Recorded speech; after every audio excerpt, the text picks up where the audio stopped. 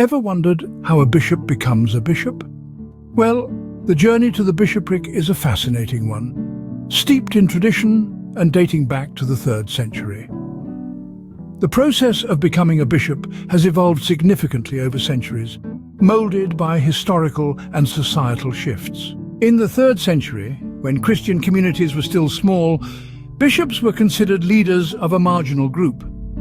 Despite the monarchical character of their episcopate, they were still Christian bishops, leaders of a marginal group. Over time, this position solidified and the role of the bishop became more defined and more crucial to the church. In the 3rd century, bishops were the sole leaders of their community, representatives of the entire church, responsible for the correct doctrine, liturgy developers, guardians of order, unity, and education. They were also the property managers of the church. Under them were the presbyters, authorized representatives in doctrine, pastoral care, administration of sacraments, and deacons of all kinds as supporting staff. Fast forward to the 4th century, bishops played significant roles in different developments within the Eastern and Western Church. They had less influence on the institutional framework, but more on liturgy, language, Eucharist, and monasticism. A notable figure, Ambrosius of Milan, in the second half of the 4th century, made significant contributions to liturgical forms concerning the Eucharistic prayer and song and the shaping of the Latin Mass. Now, you might have noticed a pattern here. Over the centuries, there has been a process of increasing consolidation of power in the office of the bishop. This continued with various councils establishing stronger legitimization for the election of bishops. After the Council of Arles in 314, at least 3 bishops, ideally 7, should ratify the election of a bishop through the laying on of hands.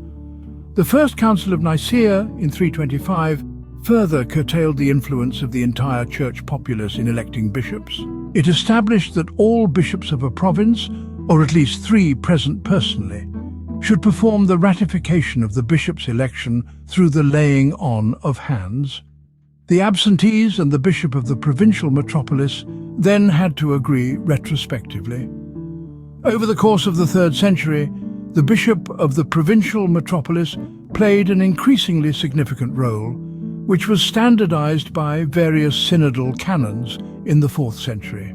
By the 4th century, hierarchy among these metropolitan bishops was established at the councils of Nicaea and Constantinople. This hierarchy was politically motivated, with Rome, Alexandria, Antioch, Constantinople, and Jerusalem taking the lead.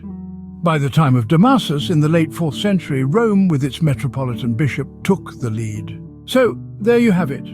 The journey to becoming a bishop is a rich tapestry of historical evolution, societal changes, and ecclesiastical tradition. From the 3rd century to the present day, the role of the bishop has seen a consolidation of power, a solidification of duties, and a refinement of the process of election, all intertwined with the ever-evolving history of the Christian Church.